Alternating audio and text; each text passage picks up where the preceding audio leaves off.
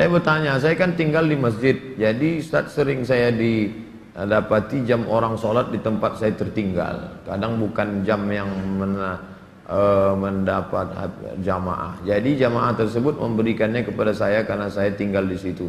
Bagaimana itu Pak Ustaz? Buat pengumuman kehilangan, pernah saya buat nggak ada respon. Sekarang di kamar saya ada 2 jam orang tertinggal. Misalnya saya mau pakai, gimana hukumnya Pak Ustaz? Ini namanya luqatah. Luqatah, barang temuan itu menjadi milik engkau wahai adinda kalau sudah setahun tak ada pemiliknya. Setahun tak ada pemiliknya, catat tanggalnya. Setahun tak ada pemiliknya, maka punya engkau. Berdoalah, pokoknya selama setahun itu berdoa supaya tak datang pemilik. Kalau dalam setahun itu ada pemiliknya, apa boleh buat, belum rezeki. Mudah-mudahan ada yang kehilangan lagi. Kenapa sebagian orang tak mau baca Sayyidina dalam salawat Nabi? Apa alasannya? Alasannya karena katanya menambah-nambah. Allahumma salli ala Sayyidina. Yang tambah-tambah. Nabi tak pernah menyebut. Nabi sendiri menyebut. Ana Sayyidu waladi Adam. Hadis sahih. Ana Sayyidu waladi Adam. Aku pemimpin anak cucu Adam. Maka saya pun menyebut Allahumma salli ala Sayyidina Muhammad. Allahumma salli wa sallim alaih. Tapi saya tak ekstrim. Yang mau pakai Sayyidina silakan. Yang tak mau pakai Sayyidina tak apa-apa. Tapi saya pakai Sayyidina jangan salahkan. Dalam solat tak membaca bismillah dalam baca al-fatihah, apa solatnya sah? Tentang baca basmalah dalam fatihah hukumnya 3. Mazhab Syafi'i pakai bismillah jahar. Bismillahirrahmanirrahim. Syafi'i. Kalau Hanafi sama Hambali, Alhamdulillahi Rabbil Alamin Ar-Rahmanir Rahim. Itu Hanafi sama Hambali. Kalau Maliki tak pakai bismillah sama sekali. Allahu Akbar. Alhamdulillahi Rabbil Alamin. Itu Maliki. Tak ada yang salah. Yang jadi salah di mana? Ketika masjid itu bermazhab Syafi'i, ente masuk petantang petenteng pakai bismillah, di situ letak kesalahannya. Makanya ketika Syekh Abdurrahman Sudes, Imam Masjidil Haram ke Istiqlal, dia pakai bismillah. Terkejut-kejut orang Jakarta, pakai bismillah dia tahu. Doktor Abdurrahman Sudes dari Ummul Qura. Sebutkan, jelaskan ciri-ciri khawarij. Apakah membid'ahkan amaliyah orang lain merasa diri paling benar merupakan ciri-ciri khawarij? Yang memancing saya ngajak-ngajak mau mengkhawarijkan salafi. Nanti setelah saya khawarijkan salafi, direkam, diupload, habis itu habislah saya diserang salafi.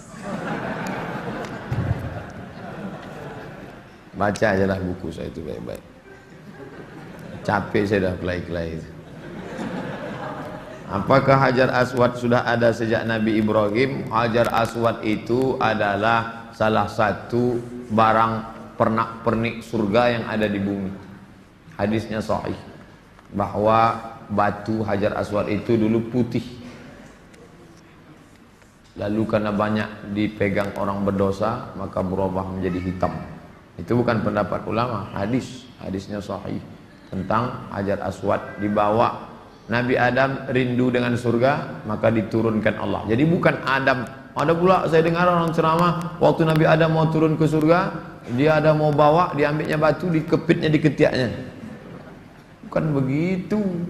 Adam sudah turun, lalu rindu ke surga, dibawa Jibril. Kata Jibril, ini oleh-oleh dari surga. Itulah Hajar Aswad. Aslinya putih, tapi karena dipegang oleh orang-orang berdosa, menempel dosanya itu di batu itu menjadi hitam. Bukan yang bulat itu Hajar Aswad. Ada butir-butir kecil-kecil hitam-hitam dia, tengok dari dekat. Itulah Hajar Aswad, ditempelkan ke dalam batu.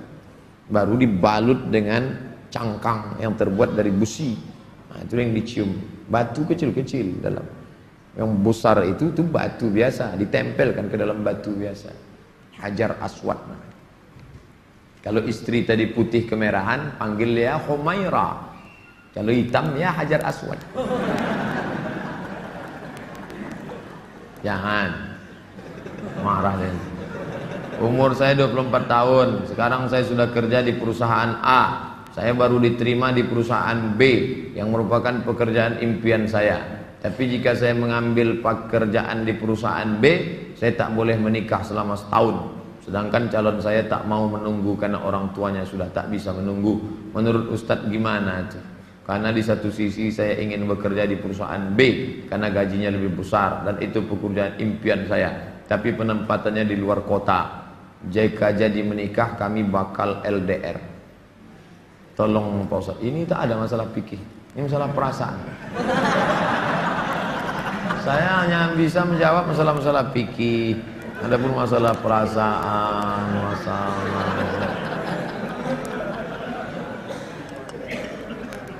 saya yang bisa saya jawab tuh halal, haram, makruh, mubah, rukun, syarat, wajib, sunat, sunat muakkad. Adapun masalah ini baiknya kalian duduklah musyawarah. Adinda, kita menikah ini kan saling pengertian. Aku kuliah pontang-panting mau kerja ini kerja yang paling. Tolonglah kau pahami keadaanku sekarang. Kalau dari awal aja dia tak bisa ngerti kita, gimana setelahnya? Ini belum lagi menikah, main paksa-paksa, tak bisa. Ini dua makhluk yang berbeda. Walaupun sama-sama mau makan telur ayam, yang satu mata sapi, yang satu dadar, bisa berkelahi. Ini harus mengalah. Hari ini aku mata sapi, besok kau dadar. Ya, lama-lama yang mata sapi suka dadar, yang dadar suka mata sapi. Harus begitu. Nah, kan keperasaan juga ujung. Berapa menit setelah berbuka baru azan Pak Ustaz? Waktu azan itulah berbuka. Tengok definisi puasa. Imsakun nafsi, menahan diri, anil mahzurati, dari semua yang membatalkan puasa, min tulu'il fajri, dari terbit fajar. Terbit fajar itu azan subuh, ila ghurubis syamsi, tenggelam matahari, syafaq ahmar, azan maghrib. Hanya saja bagi muazin minum dia dulu. Muazin itu dianjurkan minum dia. Zahabadh dhama'u wa batallatil uruq wa thabatal ajru, baru dia azan. Allahu akbar, Allahu akbar. Nah, itu dah minum tuh. Kalau yang belum minum, Allah, belum minum tuh. Apakah boleh kita makan setelah selesai, setelah Isya masuk? Yang penting batalkan dulu puasanya dengan minum kah, makan buah kah. Jangan makan es, karena usus itu kering. Knalpot yang kering panas disiramkan air es, mengelupas cat-catnya. Begitulah usus kita itu rusak. Maka yang paling bagus orang Mesir, korma kering, bukan korma yang basah, korma kering, pecah-pecah, buang bijinya, masukkan ke dalam, siram pakai air panas. Agak-agak 2 jam menjelang berbuka. Nanti menyatu dia, diminum. Itulah yang paling bagus. Minum kesukaan Nabi, air korma. Minum air korma. Bagus, manis ya, maka usus kita awet. Apakah batal puasa mencicipi gulai untuk merasakan garamnya? Mazhab Hambali mengatakan tak batal, karena dia tak masuk ke rongga, tak masuk ke dalam, hanya di ujung lidah. Di ujung lidah ini ada perasa. Jadi teteskan, maka tak batal, karena tak masuk. Habis dirasanya gini, habis itu diludahkannya boleh. Tak masuk ke sini, tak masuk. Mazhab Hambali, tapi saya tak mengamalkan.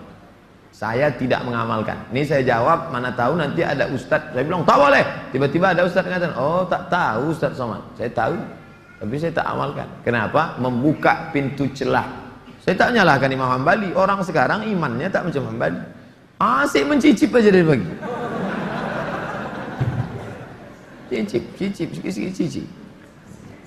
Ustadz gimana cara menghafal Quran? Kami dulu aturan di Al-Azhar tidak pakai SKS, kuliah tak SKS, setahun dipaket 14 mata kuliah, 2 juz Al-Quran, tidak pakai SKS, tahun 1, tahun 2, tahun 3, tahun 4, 14, 2 juz, 2 juz, 2 juz, 2 juz. Jadi cara kami sebelum subuh dihafal dulu, 1 halaman, 1 halaman, sebelum subuh hafal 1 halaman, nanti ke masjid, qobliyah subuh baru diulang waktu baca. tahiyatul masjid itu dibaca, maka lama sholatnya karena mengulang setengah, satu rakaat setengah diulang. Tahiyatul masjid, qabliyah subuh, duha, qabliyah zuhur, ba'diyah zuhur, dalam sholat zuhur, qabliyah asar. Nanti asar distorkan ke syekh. Biasanya di tiang-tiang syekh nunggu ngapal. Tapi yang mau menghafal ngantri panjang, nyetorkan hafalan. Tradisi itu tak ada di Pekanbaru. Kalau di Mesir menyetorkan hafalan ngantri menjelang asar sampai maghrib, menyetorkan hafalan setengah juz. 1 hari, 2 hari. Jadi 20 hari hafal 1 juz. 20 hari.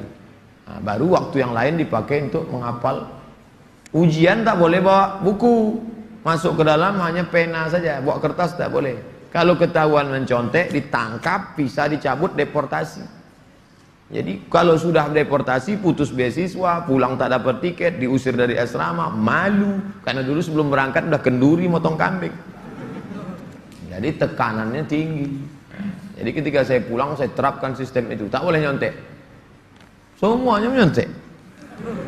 Akhirnya saya berpikir, saya gimana supaya saya buat 10 soal. Buat 10 soal, bagi. Boleh nyontek Pak? Silakan. Oh kok lain soalnya? Baru tahu dia. Saya masih muda Ustadz, ya kelihatan dari tulisannya. Saya menyukai seorang akhwat. Alhamdulillah. Sempat antum suka ikhwan? Masuk antum yang 144 di. Apa yang harus saya lakukan Pak Ustadz? Kalau untuk meminang sekarang saya tak bisa karena masa kuliah. Saya nggak mau pacaran, tapi saya takut nanti akhwat yang saya suka ini diambil orang. Apa yang harus saya lakukan Pak Ustadz? Antum datang ke orang tuanya, Pak, saya mau minang anak bapaknya. Kapan kau nikah? Ya setelah selesai kuliah lah. Semester berapa sekarang? Baru daftar Pak.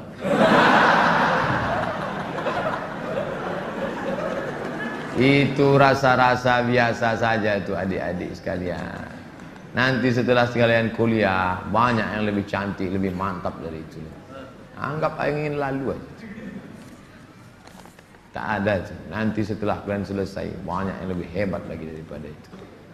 Maka tundukkan pandangan. Yang gadis-gadis bagus pakai cadar supaya tak nampak laki-laki wajah. Ustadz di mana di Pekanbaru ini tempat belajar tahsin ngaji? Ustadz Hardi LC. Datang ke Tafakuh. Banyak kajian. Jamnya ada. Datang ke kantor Tafakuh depan gedung guru. Dari sini sebelum Purna MTQ, gedung guru sebelah kanan ada perkantoran Sudirman. Di depannya ada karaoke Rosa. Tapi jangan antum masuk ke situ. Kanan karaoke, yang kirinya Tafakuh. Dr. Mustafa Omar. Tanya, ada Ustadz Hardi? Nah, daftar tahsin dengan Ustadz Hardi. Ustadz Nabi Muhammad tak pernah cukup puasa sebulan pada bulan Sya'ban. Bagaimana kalau puasa bulan Rajab? Tak pernah, tidak pernah cukup puasa. Pernah Nabi.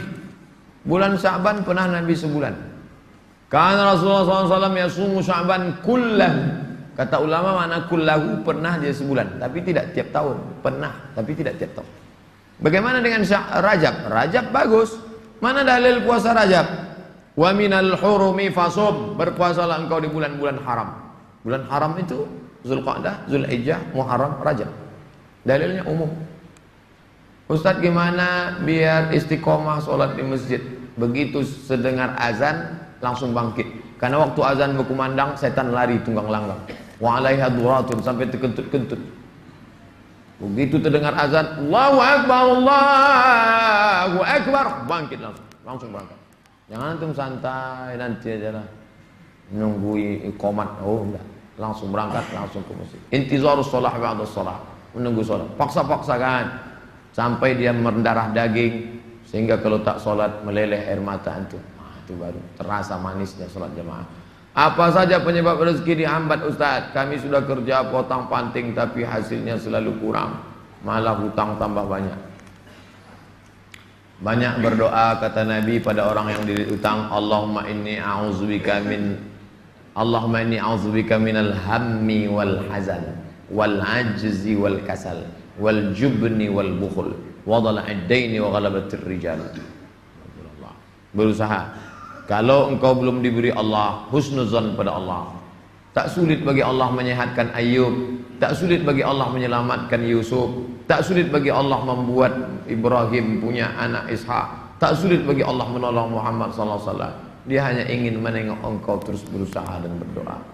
Bagaimana hukumnya dalam perjalanan menuju kajian Ustadz? Kami melaksanakan sholat maghrib di jalan. Setelah selesai sholat kami tak berzikir dan langsung melanjutkan perjalanan. Bagaimana itu Pak Ustadz? Sambil naik kendaraan tuh kalian berzikir. Subhanallah, subhanallah, subhanallah, subhanallah, subhanallah, subhanallah, subhanallah. Alhamdulillah, alhamdulillah, alhamdulillah. Tet, subhanallah. Alladzina yazkuruna Allah qiyaman, berzikir waktu tegak, wa qu'udan, waktu berjalan, waktu duduk, wa ala junubihim, waktu berbaring. Zikir tak boleh putus. Karena mau cepat takut terlambat. Assalamualaikum warahmatullahi wabarakatuh. Tetap ba'diyah rawatib. Habis itu berzikir. Tak ada halangan. Ustaz, bila kita mempunyai masa lalu yang suram, apakah harus diungkapkan atau tidak pada calon suami istri? Dosa apabila tidak diungkapkan, tidak dikasih tahu. Ada keterus-terangan yang membuat hati orang luka. Tapi ada suatu yang antum sembunyikan bisa berefek hukum. Inishtarata saiban, inishtarata bikran. Kata Imam Ibn Taymiyah dalam kitab Majmu' Fatawa, dikutip oleh Imam Sayyid Sabiq dalam Fikih Sunnah. Yang punya teks Ibn Taymiyah, nama kitabnya Majmu' Fatawa. Dikutip oleh Sayyid Sabiq, dibuatnya dalam kitab Fikih Sunnah. Inishtarata bikran fapanat saiban falahul fashu.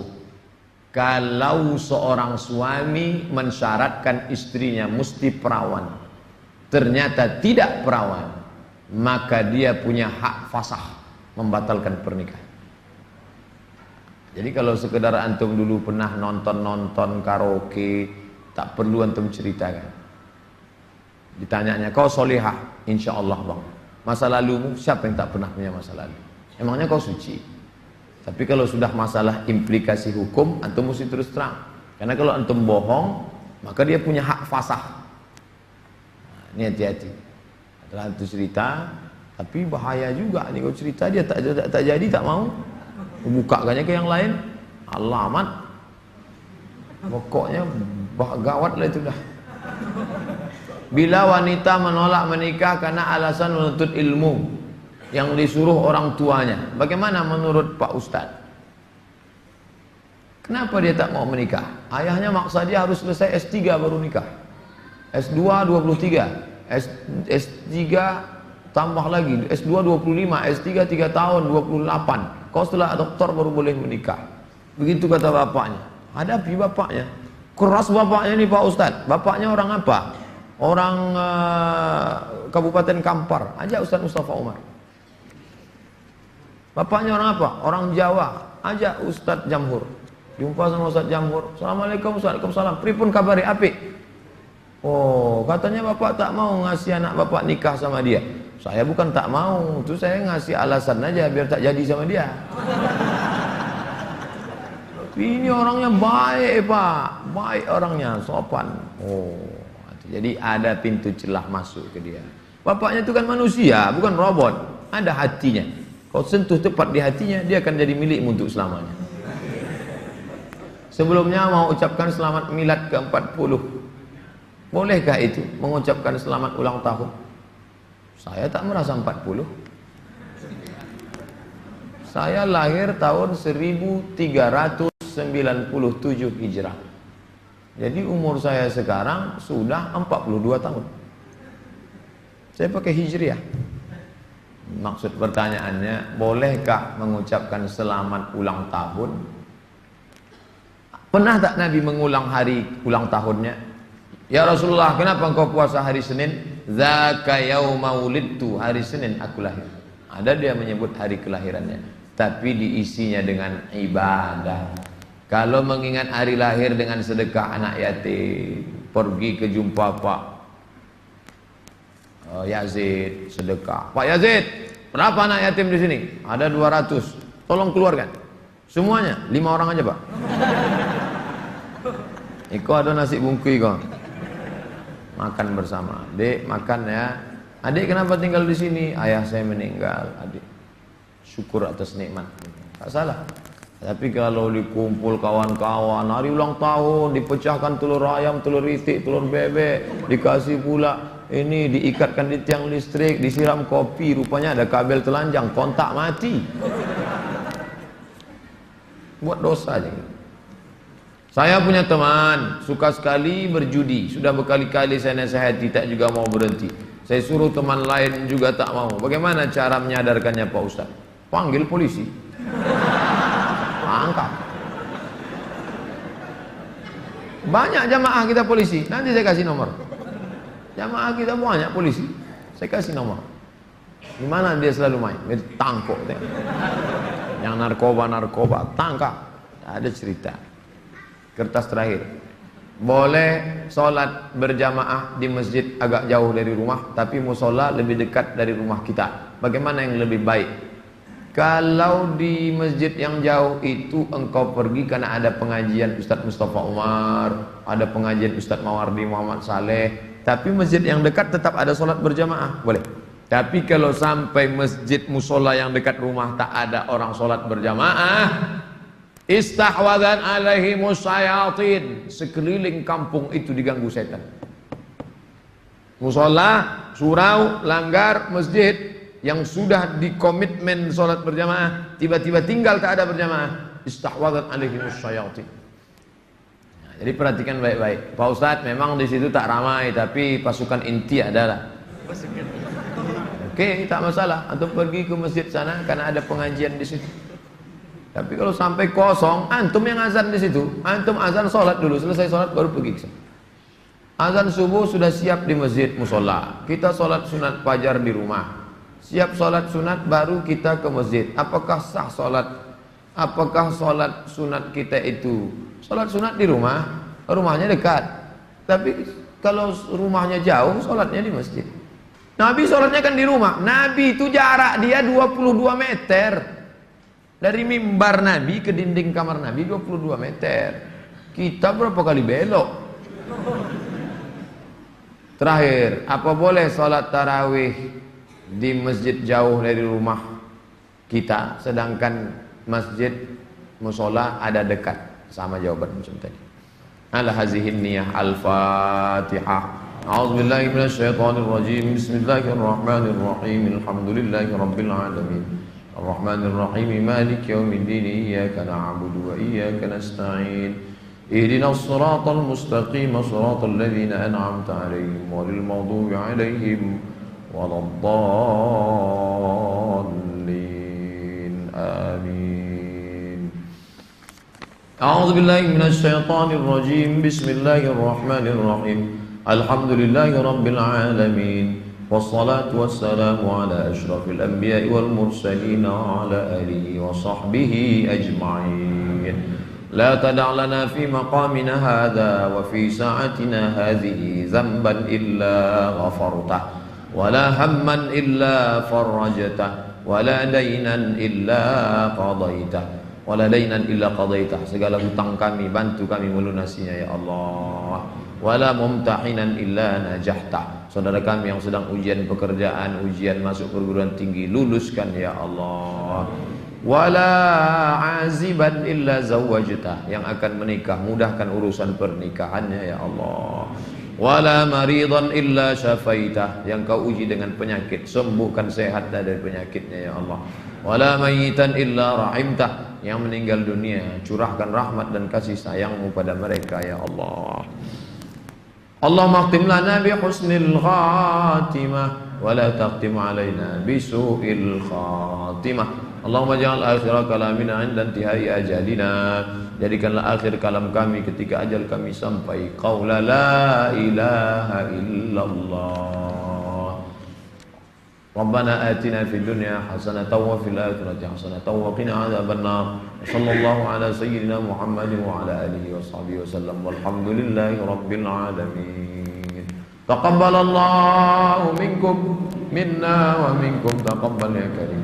Saya ucapkan selamat menunaikan ibadah Ramadan 1438 Mohon maaf zahir dan batin. Taqabbalallahu minkum taqabbal ya karim. Marhaban ya Ramadan. Wassalamualaikum warahmatullahi wabarakatuh.